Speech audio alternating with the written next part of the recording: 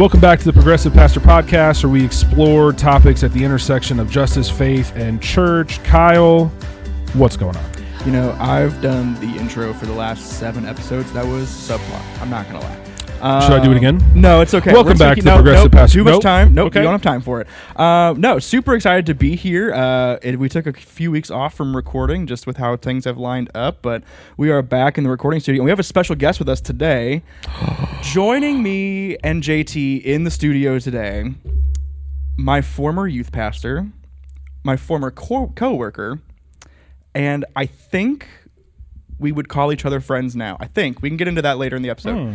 I think we call each other friends. The word former in there. Former, okay, yeah. So my current best friend, Andrew Yakel, is with us today. Studio audience, going crazy. You said special guest. I was really hoping you were going to have Beyonce come walking in or something. Wouldn't that be something? Especially if Andrew's sitting here and then we just have to shove him to the side. Yeah, well, and I just constantly am filling in for her when she backs out. I bet you are. You guys have similar vibes, yeah. Obviously, Beyonce's listening to this, so open invite Beyonce whenever you're. We know you're whenever listening. in town. Yeah. So. Very cool. Well, yeah. So Andrew is joining us here today. Like I said, he was my former youth pastor when I was back at my former church. My condolences. I know. Yeah, he really had to run the gambit with me. You notice it's former. Yeah, exactly. Drove Former me for a out. reason. Yeah. And then as we went through some transition, when I took over the youth position from him and raised the standard, we were coworkers for a while, and yeah, now we have a continuing friendship. But Andrew, why don't you take a minute, just let the audience know a little bit about you and yourself and who you are, how you got into ministry, all the fun stuff. Favorite breakfast cereal? Yeah. Yeah, good. Cinnamon Toast Crunch, probably. Oh, Solid CTC. choice. Yeah, Man. easy choice. Top of the bracket. Yeah. So I'm Andrew Yakel. I grew up in the church. My parents divorced before I was a year old, but both had joint custody. Yeah. So I equally spent time. So I actually grew up in 2 different churches. I grew up in a Southern Baptist church in North County with my mom, and then grew up going to United Church of Christ church down in the city with my dad. Off of Grand Avenue. So very different experiences that played into my theology and my view of church. But because of we lived in North County, so we were very close to the Baptist church, and they had a strong youth ministry. And so I got plugged in there more. And so that really felt more like, where I grew a lot and where I was very plugged in at. So at 16 felt really a clear sense that God was calling me to ministry, and went to Southwest Baptist University. The lesser of the Baptist schools in Missouri. Okay. Never mind. I'll keep it to myself. So did that. Very first day on campus there, met who would become my wife, Teresa. Aww. And we were both in the same welcome week group. We are cute. Thank you very much. Shout out It's to more Teresa. her, but it's okay. Well, yeah. No I don't even know her, and I don't really know Andrew either, but I think that's She's probably great. true. We love Teresa. You have great wisdom there. Good. Yeah. So we that was the best thing to come out of SBU was Teresa, but did a double major there in ministry and psychology. We got married 2 weeks after I graduated, and now we've been married 19 years. Ooh. Coming in June, it'll be 19. Yeah. I'm so proud of myself for actually knowing That's that number right off the top. You of my rehearsed head. that on the way here, didn't you? I did. I was thinking, I'm going to have to tell my story. What's the number? 19. That's Thanks as for long calling as it you've out. been alive. Basically, yeah. Yeah, pretty much. So then after we got married, we moved to Texas to continue my education. Went to Southwestern Baptist Theological Seminary. I should know the names of my schools. It's probably important, yeah. Well, not really. Not really. And got a master's there. And while I was there, started working at a local church and really loved it. Worked in the youth ministry department there. And then we were looking for full-time work and did not want to come back to St. Louis. This is where we grew up. That's boring. Let's keep this adventure going. But God had other plans and brought us back here. And so that's where I got a full-time gig as the youth pastor of this joker, of Kyle. And so did that for 5 years. And then, our senior pastor left, and I became the interim pastor for a couple of years till we got a full-time guy. And then I became associate pastor. And that's kind of where we are now. We have 2 kids, 13-year-old and 11-year-old, both girls. So we've got teenager in our house and a preteen, so if I just start ripping my hair out over nothing, that's why. You don't have much left, so I it's know okay. I can't really spare it very much. I would maybe hold on to it. That's a good call. More than I've got. But yeah, did I miss anything? Did I hit all the points? No, I mean, Cinnamon well, Toast Crunch. We already talked about that. Cinnamon Toast Crunch. We talked about Yeah, Cinnamon Toast Crunch. And we talked about, you mentioned Texas. Kyle loves the politics in Texas. You especially love their governor. Yeah, so anyway. He said that multiple times. Yeah. that's right. Yeah, right before we gosh. started recording. By the way, so I've listened to all these podcasts. I have never felt such a brotherhood with a stranger as I feel with you, JT. Every time I hear you tear into Kyle and take jabs at him, Yeah. like I feel so close to you, even though we've never met before today. You know, Listeners, I said before we started recording, I said, I feel like how you have like an angel and a devil on your shoulder. I feel like I just have two devils today. and we're just high-fiving. It really is like gonna be a through good my day. ears. Like it is just, today's my nightmare scenario. Just trying to keep you You're, on. you're excited about it. Well, I do actually. While we decided we weren't going to do an icebreaker, but I kind of have. I thought of one on the fly. I love it. Based So on our lunch. So Kyle and I just had lunch with a couple other staff people upstairs, and we got food from Culver's. Okay. And we introduced one of our colleagues had never had cheese curds before. Oh, yeah. So we introduced her to cheese curds. And just again, full disclosure, we are not sponsored by Culver's. We would we're love not- we would love to be though. We're not So- sponsored Let's yet. make it happen. So Yeah. if Culver's, we know you're listening, just like Beyonce. So please, They shout listen us out. together. Yeah. So I was thinking maybe we could rank like our top 3 favorite fried cheese products. Oh, we did talk about this in the car. Yeah. We did, yeah. Yeah.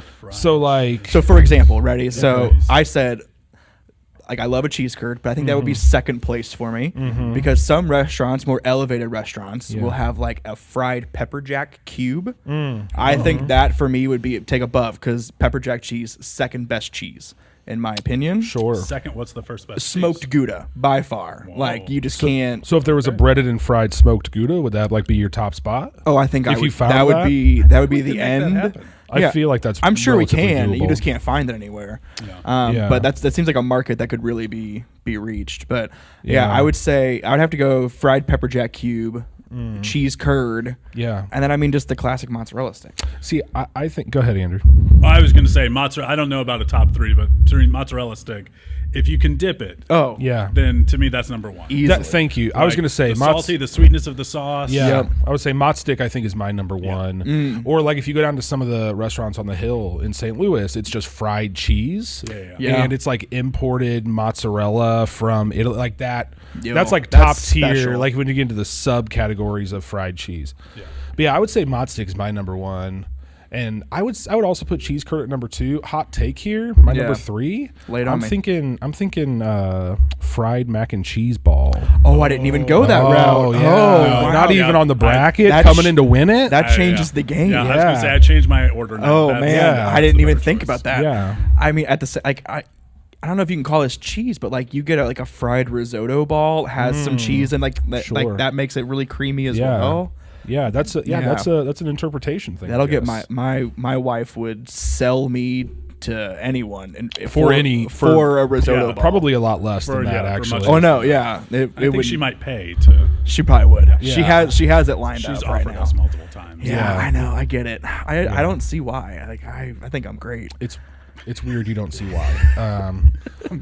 All right. Oh, You man. know, Yeah. self-esteem issues. So Andrew, I'm not gonna lie. You left out a pretty decent chunk of your story when you were introducing yourself. Well, so, I didn't want to take 20 minutes up front. oh gosh, I hate it here, guys. I'm trying to let you lead into the question. Listener, I'm struggling today. Do you just guys. want me to talk the whole time? No, You it's just wanna fine. shut No, up don't and worry. I talk? got it. Okay. No, so you were working in the church, but you no longer are working in the church, correct? Correct. So, while you are on the Progressive Pastor podcast, you technically don't check off the box as a pastor anymore. I was going to ask, am I your first ex-minister? Like, No, we had Jacoby on. Jacoby works in ministry. She works in organizing, but Yeah. she doesn't work in a church. And then Deb, was she ever a pastor and left? I don't think so. I don't believe so. I don't think yeah. so. Deb has worked in ministry for a long time, but always done academic ministry. Has I was going to not say, she been said she's never been a pastor. That's right, she's I'm never taking been- the reins as your first ex-pastor. first Yeah. ex-pastor. Yeah, Yeah, I I think- guess that's true. Yeah, I think it really definitely checks off the box. And it makes sense that because Kyle's the one who ran you out. Correct. It's That true. makes I total did. sense. It Yeah. took me 10 years, listener, but I finally got I it. playing the long Finally game. finally got there. I get it. It was when you took over and things just really fell apart that I was like, I can't Listen, do this. you're Yeah. not wrong. There's no recovery here. Yeah. You're not far off.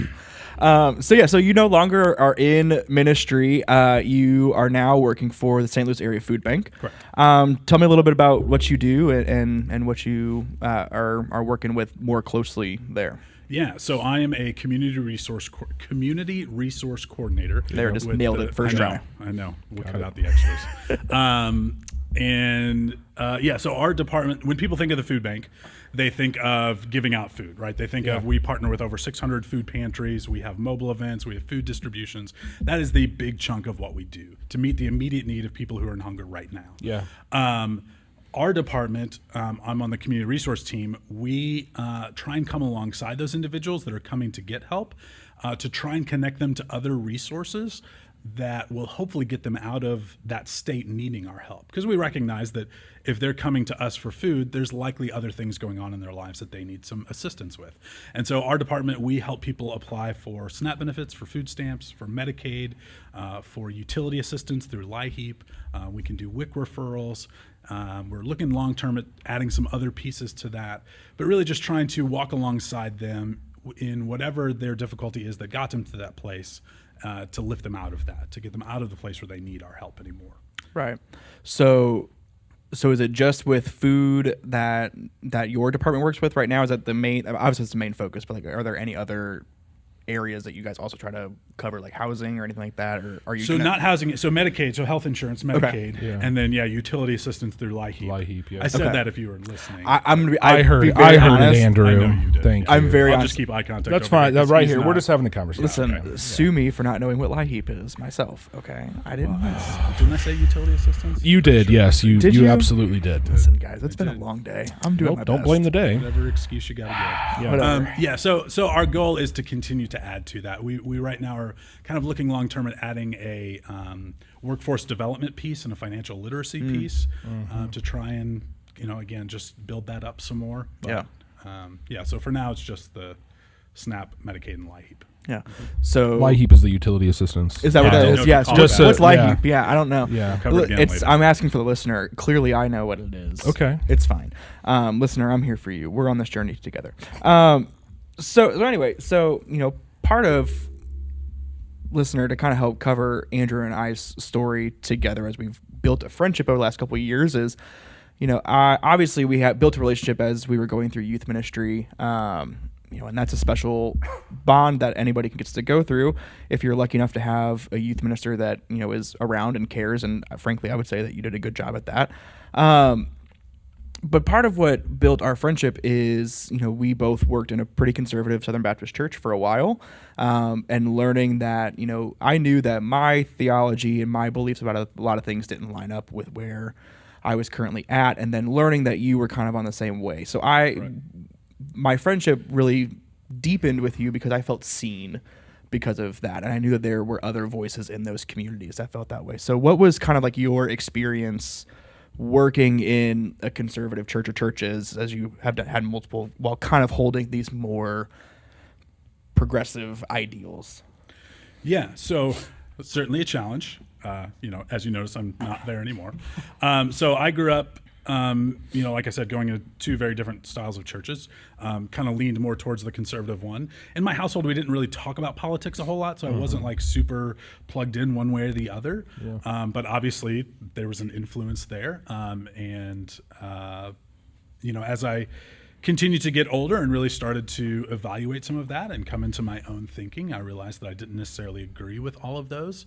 And so there was this constant tension that especially developed, the older and older we got, we being my wife and I, the older and older we got, and the more we talked through this, the more we realized that it didn't line up. And really, I don't want to give him any credit, but really the whole Trump thing really was kind of like the breaking point of, we had always, Fifi, the church that we came from, our former pastor Randy, had always kind of talked about that we're a church that's okay with people of, Republican and Democrat. And right. I was like, that's great. And it wasn't really talked about, like people didn't talk about it a lot, but we knew we had deacons that great leaders in the church that were Democrats. Right. But obviously it's a Southern Baptist church, so it's very Republican based. Mm-hmm. But as time went on and as the Trump thing grew more and more, it became less okay.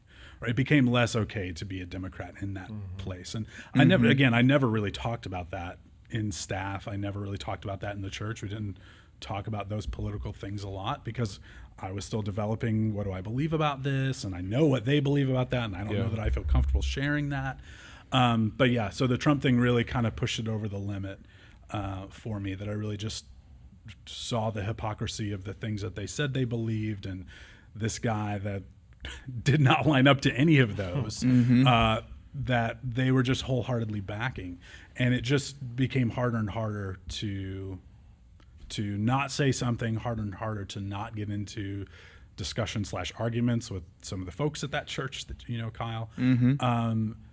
But I also was in a position where, like, I definitely felt called to this church. And so I didn't want to just leave because I was upset or angry or frustrated or whatever. I really wanted this to be, I really felt like if God called me to this church, then he has to call me from this church. Yeah. And so I prayed a lot about it. There were multiple times where I sat in my office and cried, just praying, God, I just can't do this anymore. And it wasn't until actually we were on a mission trip with Kyle in Minneapolis, right? Minnesota? Yes. Yeah. Yeah. Mm-hmm. That was the last one that you were on. Yeah. And what a week. I'm sorry. That was a good one. It was good. Yeah. Compared to some of the others, that was a good trip. Yeah, you're correct, man. Yeah. But we were there, and the first Sunday we were at a bilingual church, and the pastor there was talking about Moses, and he was telling the story where Moses basically was like, God, I'm not going if you're not going. Yeah. And I just felt this real clear sense of God saying, it's okay to go, Andrew. Like, it's okay. And it wasn't you're called to this, or I'm calling you out to do this, or to leave that. It was just, it's okay to go. And so then it was a year-long process of really just figuring out what did that mean. Praying through that, struggling through that with myself, with my wife, with my family, and just not having clarity of, again, it wasn't a call to something else, and also at that point it wasn't a call away from ministry. It was just, it's okay to go. Yeah. So that was a long year. It actually got so stressful at points that, like, I would just break down crying, and so I started seeing a counselor, which was spectacular, so good. Highly 2 stars. No, 2 thumbs up, 5 stars. 2 stars, not a great review. Was not. Woo, we are pro counseling. I know, Yes, JT, absolutely. you don't have great views on That's counseling, not- but we that's try not to true. give. Okay. So 2 thumbs up, 5 stars There on we go. counseling is what I meant to say. Just so beneficial as I worked through all that and struggled through all that, and felt like this was a person that's, it was a Christian counselor. She was familiar with the church world, but outside enough that I felt comfortable talking about everything with. And so super beneficial. And yeah, just the more it went on, I was open to whatever. But the last couple of years that I was at the church, when I was associate pastor, my role had kind of shifted to all of our outreach stuff. And that included a partnership with the St. Louis Area Foodbank, where we did what's called a mobile market, where they would drop off pallets of food. Yeah. People would come through our line, and we have a couple hundred people coming through our church every couple weeks. And I loved all my experiences with them. Loved the people that we were working with, saw the gigantic need that there was of food insecurity in our area. And so as I'm, wrestling through this and figuring out where God wants me to go next, I kind of in the back of my head thought, man, I bet it'd be cool to work at the food bank. And so I just checked their website every so often to see what jobs came up, and this job came up at the right time. And just really felt like God was saying, yeah, this is a good thing. And so went for it and got it, and been there almost 2 years now. Yeah. That's Love crazy. that. It's been 2 years. Like, I know. it equally feels like it's been about a year. Yes. And it equally feels like it's been about 5. Correct. So, wow. Well, and you mentioned Donald Trump. Kyle, you just said you bought a new No, Bible. we're not. You just said we're you bought a not new playing Bible this over the game. weekend. My gosh. Yeah, your shoes are really shiny today, actually, JT. Stop. They look No, nice. they are black. Andrew, I need you to confirm. No. Black. They look gold. They are don't not gold. They do not have a T on them. But they do match your MAGA hat really well. Oh my God. Okay. Well, it was good having you guys. We're gonna cut it off here. This is great. It's it's like a dream come true. I I'm love this. curious.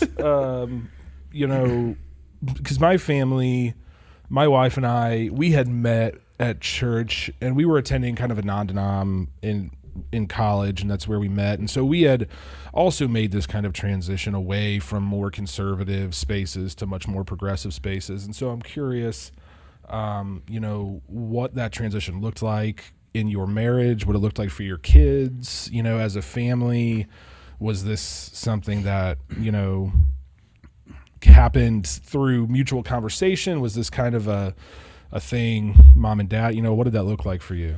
Yeah, so we, my wife and I have, while I say we came from conservative things, we've always voted Democrat. And so it was really just, as that continued to grow and transition, it was more about how are we living this out? How are we acting this out? In our household, we're pretty open with our girls about our beliefs, our thoughts. Yeah. We've never told them like, here's who you vote for. We talk through like, right. Here's the reasons, here's the beliefs that we vote in. And this guy represents that more than this guy. Sure. Or this girl represents that more than this guy, whatever. And so, and our girls were younger, 2 years ago, they would have been math 11 and 9. There it is. There you go. What a great dad. Yeah, we're so close. Hey, math is not my strong suit, and I'm okay with that. I don't have to be. So they were 11 and 9, and so definitely in some formative years. And so like my wife was totally on board. She, when I came home from that mission trip and told her, that, hey, I really felt God saying it's time, it's okay to go. She was totally on board, no hesitation, no. Yeah, I'm downplaying it. Yeah, she was probably a little excited. Yeah. I know Teresa. She was pretty excited. Yeah. And so she was on board. So there really was no like growth there on that aspect. For the girls, we didn't want to tell them that we were leaving the church until like it was a said for sure thing. And so we didn't, I don't know whether it was right or wrong, but that's what we did. And so we waited really until until it was a done deal. And so we told them, hey, Dad got a new job. And we didn't necessarily go at that point into all the reasons. Yeah. We blamed it on God, really. It was like, hey, we really prayed about this and really felt like God. Right. It's very Job of you. Yeah, thanks. But yeah, I mean, we they know that we have had some issues with some of those beliefs that they've had, and they know where our political beliefs lie now. And they're also very smart girls, and so I think they know more than we sometimes think that they know. But yeah, so it wasn't necessarily like we sat down and had this big long conversation about here's all the reasons, here's all the things we don't like that the church is representing that we don't agree with. It was more of just a natural like, we've raised them in the household believing the things that we, explaining why we believe the things that we believe. Excuse me. And then, kind of just God told us to sort of thing in the moment. Sure. Yeah. So it's interesting too, because, obviously when Andrew and I had another close friend that worked at the same church with us, Tara, who actually is listening. The first person I think we may have been able to shout out that I think listens to the podcast. What up, Tara? That's a victory for us. Can we also shout out, I'm drinking her tea right now. If you want some high quality tea, Wordsmith Teas. Yeah. I don't know what the website is, but just Google Wordsmith Teas. Yeah. Oh my gosh. Big shout out. Yeah. A potential sponsor, maybe. Yeah. So the three of us, Tara very, very vocally fit into our group, and we're all three very nerdy people, and we enjoy nerdy things, but we also fit into this progressive mindset. And it's interesting as we the three of us still get lunch every now and again, when we can fit it into our schedules, and it's interesting just kind of seeing how this growth has gone forward, because you were the first one of us to leave, and then because you left in May of March, that's right. 21. 24, so 22. Oh, 22. Yeah. Again, math, not our thing, right? Yeah. And then Tara left that following January. Yeah. And then I was out that same June. Right. It's interesting now as we kind of come up on the 1 year of all of us coming out of this very conservative organization, how have you enjoyed kind of seeing that growth from, having to be kind of a silent minority in a conservative space to now having almost 2 years of freedom under your belt to be able to kind of live your life and have a voice how you want to? Because I know how my growth has kind of felt, but I'm curious to see how that lines up. Yeah. So I think almost it's as much for me, not as much the like, oh, I can share all of my political beliefs, but just that I don't have the weight, and sorry for you current pastors, just the weight of I am the staff that is representing all of this stuff. Whether it's intentional or not, good or bad, like just that weight of I'm not seen as the guy that's representing all of the Southern Baptist world. And so I don't think any of our people look at Kyle and I and think we're representing the church either. We're very outspoken, almost to a fault. Yeah. yeah. No comment there. Maybe you should be a little less. You're so mean. You're so mean.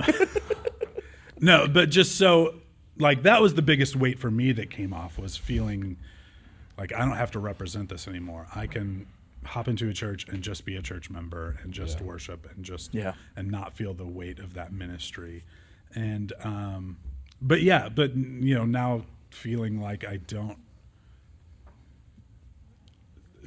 constantly have to defend, because at that point I was still a representative of the church, whether I wanted to be or not. Right. And so feeling like I would have to defend the church and some of their beliefs, while not defending it because I didn't agree with it, but like, oh, it's not terrible. They don't, it's not this horrible place.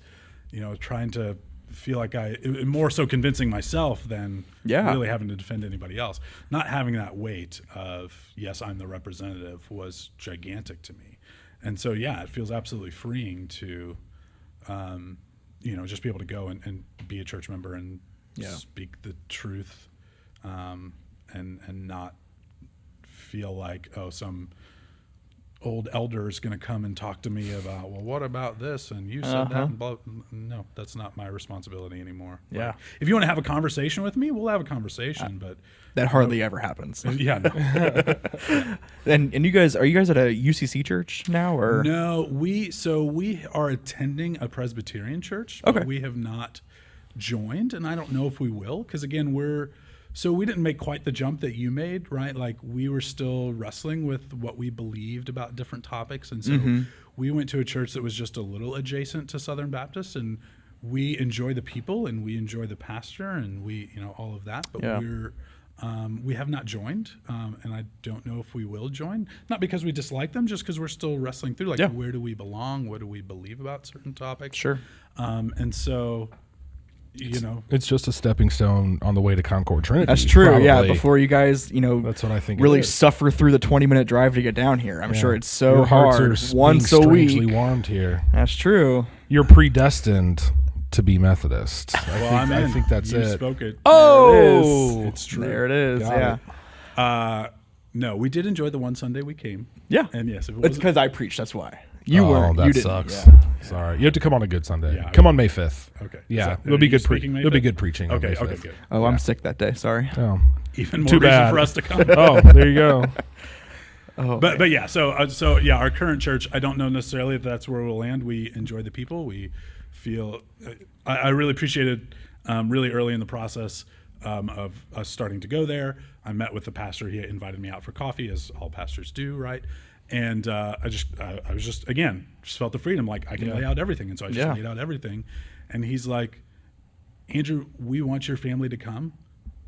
Don't feel pressure at all to do anything. Yeah. If 6 months from now you say, this isn't for me, it was just a good healing point for me, that's fine. If you want to join, great. If not, that's okay. And so he gave me this freedom to not feel, the normal church pressure that we would feel all the time, especially Absolutely. I'll speak for the Southern Baptist world of like, how do we get them to join? How do we get them to volunteer? Yeah. How do we get them to do this or that or that?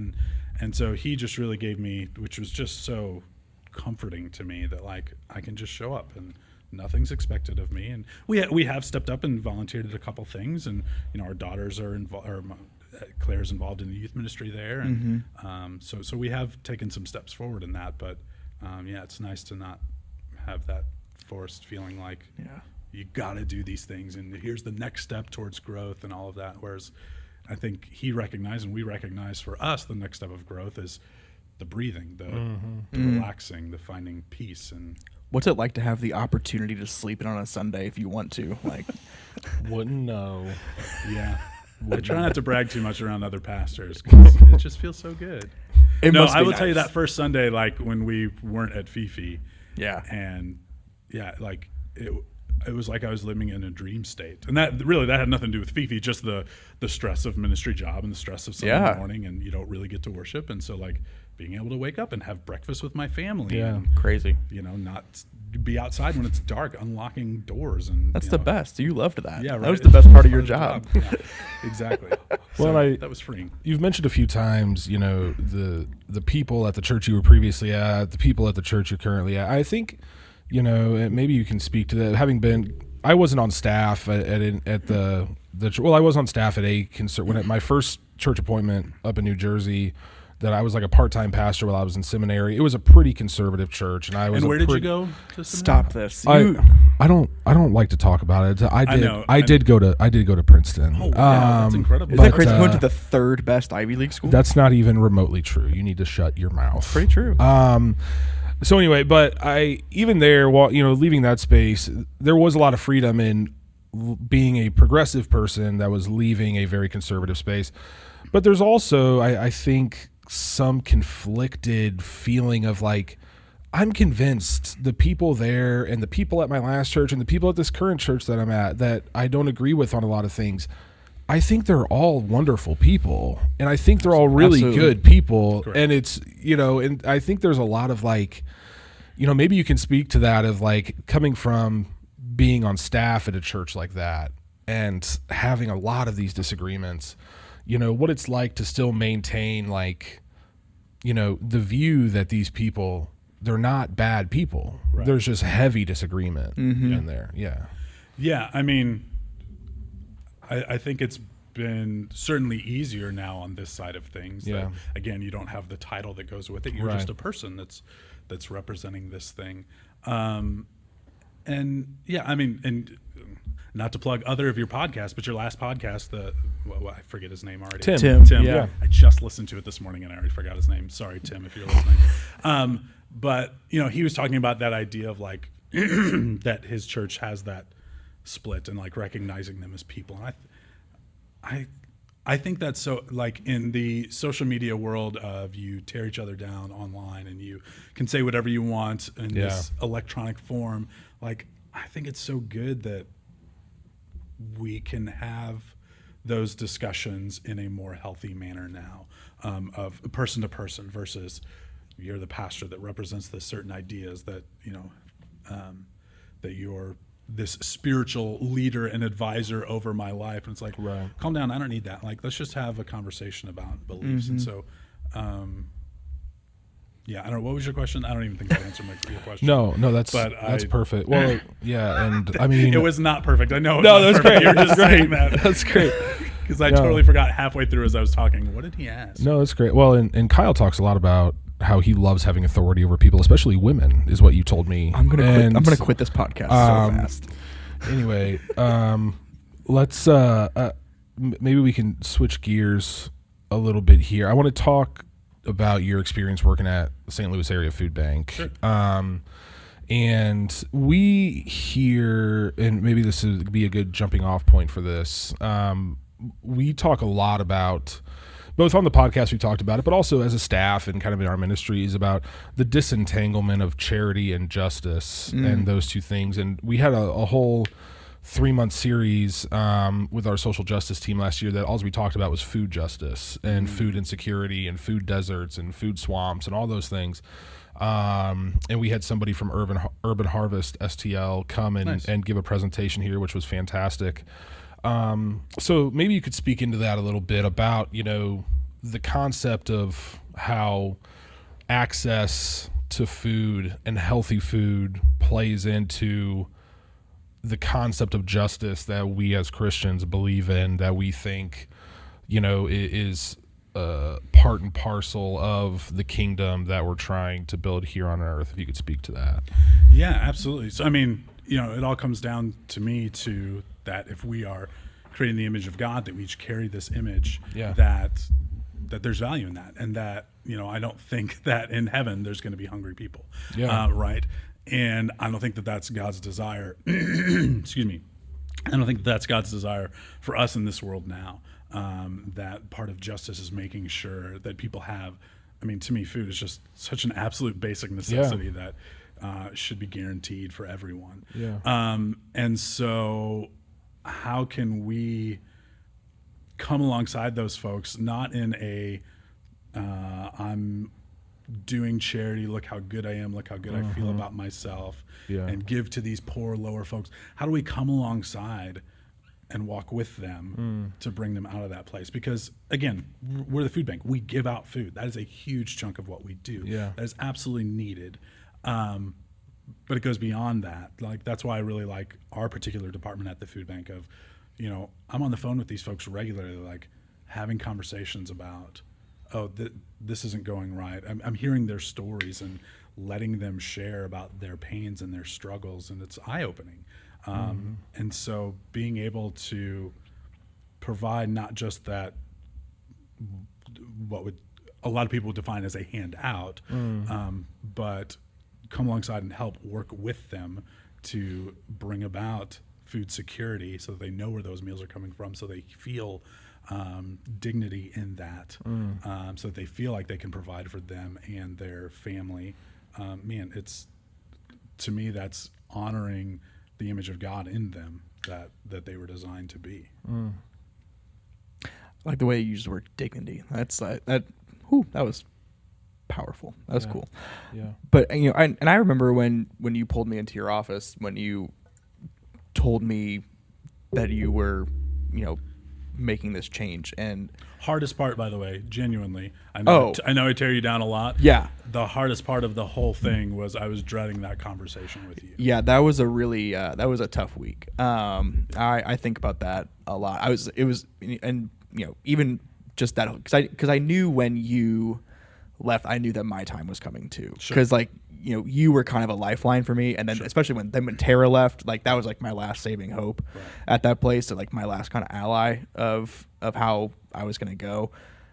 That whole week sucked. So thanks a lot for that, for giving me that trauma. On top of all the other trauma you gave me. I gave you years of trauma as your youth pastor. But I remember when we had that conversation, and you explained how you weren't going to be in ministry anymore, but you were going to use this as a line of ministry for you. And I think that there's a lot of validity to that, because now we see your new coworker at the St. Louis Area Foodbank and our friend Perrin, who is going to be transitioning down here. I think it's interesting that it's not a coincidence that there's two former ministers that are now working along that, and Perrin's job was appointed by Bishop Farr. So how do you and obviously too, alongside of this, a lot of these mobile markets that are still ongoing in the St. Louis area are held at churches as well. So how do you kind of see that intersection between what the work the food bank is doing, into a line of term of religious spaces? Yeah, it's vital. Lots of our partners, I said, we have, 600 food pantry partners, dozens of mobile market sites, and a ton of those are faith-based organizations. We think it's vital.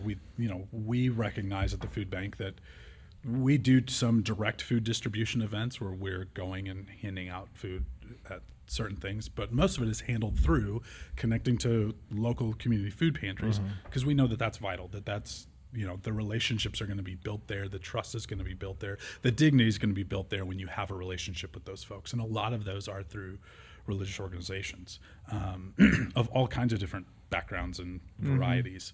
And so, we think, I think that that's incredibly important. And I think it should be part of our faith, right? Jesus said, I didn't come to be served, but to serve and to give my life as a ransom for many.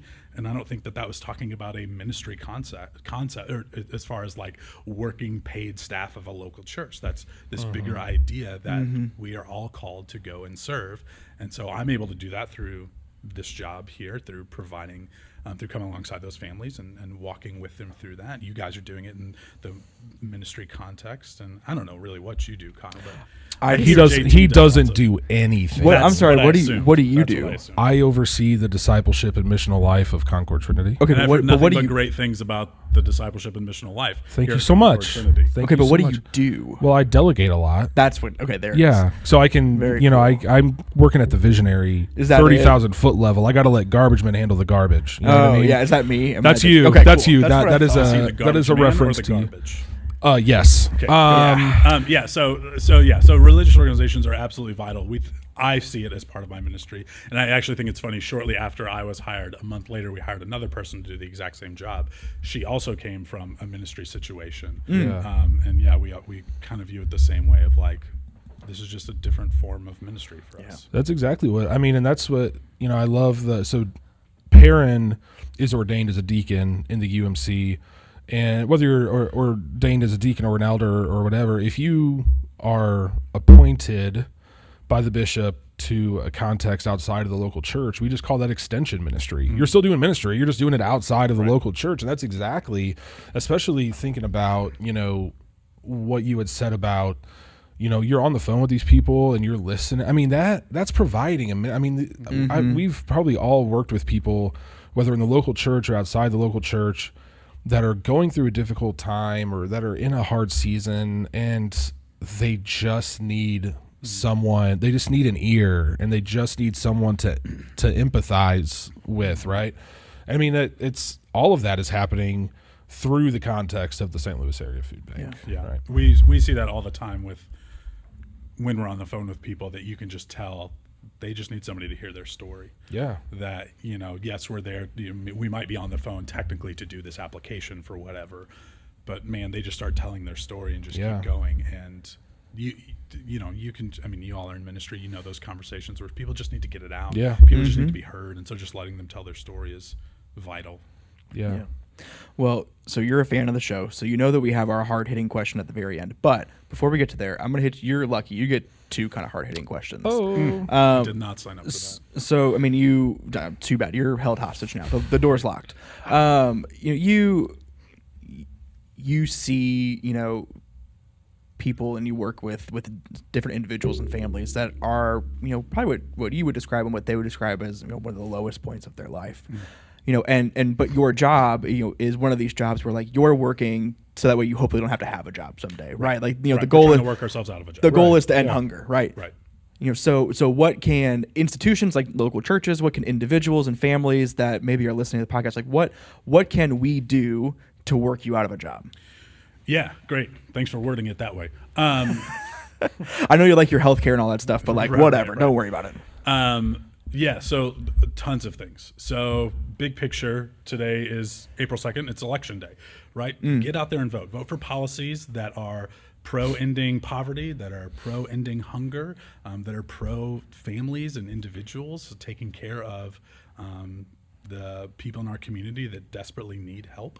I think that changing mindsets about what poverty looks like and what poverty means. There's so many myths and false stories that are wrapped up in people that are impoverished, right? That they just need to go away, right? And the things that prejudices that I carried into the job, that now as I've been working there and having conversations with these people, and sometimes there's this idea that government help is bad, that people that are on food stamps, they're lazy or they're whatever, and that is absolutely not the case of what we see in our department. Yeah. That these people are incredibly hardworking. They want to be working more. They're working multiple jobs to provide for them and their family, just because of the systems that are in place that have been put in place with great prejudices upon them. They can't get out of that spot. I was talking to a woman last week she's a single mom. She has 3 kids. She's working a job, but it's barely making enough, and they're homeless. And this was a situation where she just starts pouring her heart out a little bit, and I let her talk, and we, help her with the things we can. But I just remember I was talking to my coworker about it. After I got off the phone with her, I just felt so hopeless because I don't know what the step forward is for her. To be able to provide for those kids. She can't work more because who's going to take care of the kids? You can't pay for childcare because there's not free childcare. And, anyway, so all of that to say, vote. Get out there and vote for policies that will help those individuals. And then definitely on a much more grassroots level is, hunger is not going to go away on its own. We at the food bank, I know that we always are in need. We distribute 3 to 4 million pounds of food every month. We serve 14 counties in Missouri and 12 in Illinois. So we always need help. So you can give financially to the food bank. You can do a food drive and collect food. You can go and volunteer. We need hundreds of volunteers to make the work happen. And while obviously selfishly I want to promote just the food bank, also your local food pantry desperately needs that help as well. We provide them with a lot, but they also, most of them have to come up with some of their own as well to be able to distribute. So obviously, again, selfishly, I want to promote the food bank and you giving and supporting the food bank, but also support your local food pantry. Go and serve there. Go and give your donations there to help them. And so, the big picture is vote, change your mindset, actually interact with people that are in the need so that you can hear the real stories and change your mindset on that, and change others' mindset on that. And then, on the hands-on, give, donate. The need is gigantic. A report came out last November from Feeding America that said that in the last year, the number of people that were food insecure increased by 10 million people, which was a 30% increase. Wow. In children, it was 40% increase. Wow. So the need is gigantic.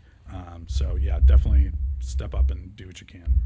I love that you had mentioned voting and the kind of political aspects of this and having policies. And we're really excited. This summer, we're taking a group of youth to Washington, D.C., and we're going to spend a week kind of talking about advocacy and and stuff. And I'm going to be there. Kyle hasn't been back since January of 2021, but I you talk about that so fondly.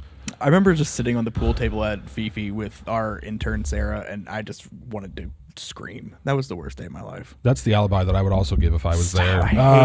This is the worst podcast. We're just deleting this whole thing. He's talking about but I'm trying to get our final question in here. Okay. So as Kyle mentioned, we ask all of our people the same question at the end. This work, whether we're doing it in a local church or we're doing it in a different kind of nonprofit space or context or activism, whatever it may be, this work can be exhausting and it can be lonely and it can be disheartening at times. So for you personally, what keeps you coming back to this work? Yeah, good question. It's having those conversations. It's seeing. Let me step back. Let me take it again. It's the relationships with people. I was reminded. So even when I was in ministry, it's the people that keep you coming back, like seeing growth and change.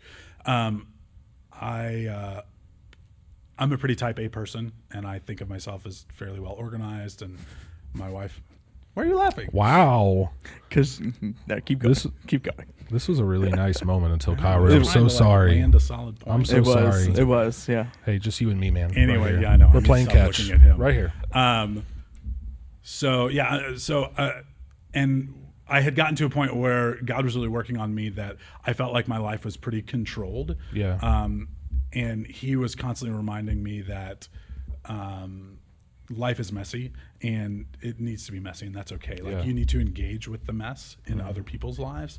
And so feeling that freedom of recognizing I need to engage in the mess to help the mess.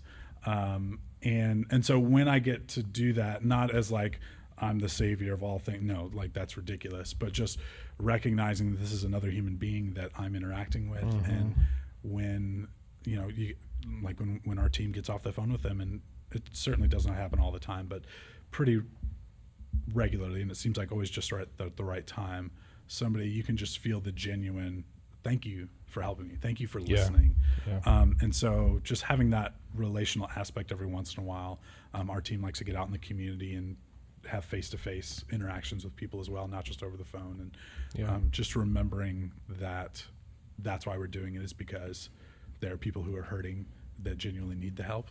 And then also, having a healthy home life, having hobbies, blah, blah, blah, all that stuff that you're supposed to say, right? Right. But yeah, remembering why we're doing it, remembering that each of these people that we come into contact with, that we're working with, is created in the image of God, that deserves value poured into them, deserves love poured into them.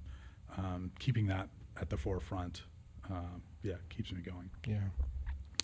That's Love awesome. Well, I think we are at our time. You were concerned you weren't going to fill like 40 minutes. This was We filled 50. yeah. So you're welcome. you crushed it. But you're gonna have to edit out. I'm so much. Any negative we're just gonna comments edit towards out- Kyle, I'm just gonna dub in. We're just going to somebody edit out else's. Kyle. there's It's just gonna going to be me and Yeah. Andrew. Perfect. Oh Yeah. man. Well, Perfect. Andrew, this was a nightmare and a joy at the same time. So thank you so much for coming Yes, on the happy podcast. Do you have anything that you want to plug for the food bank? Yeah, just our website, stlfoodbank.org. We'll tag you guys in the show notes when we Yeah. publish Thanks. it. Yeah. You can find us on all the social medias, all of that. Yeah. We would appreciate the support. And again, your local food pantry. Find your local food pantry and support them. Yeah. Well, thank you guys so much for listening to another episode of the Progressive Pastor Podcast. You can find us on all social media platforms, Facebook, Instagram, and Twitter. And you can find all episodes every other Sunday on Spotify, Apple Podcasts, and YouTube. Be sure to share with your friends and family so we can get word out about good organizations like St. Louis Area Food Bank. But it's been a great time with you guys again. JT, we'll see you next time. All right. See you later.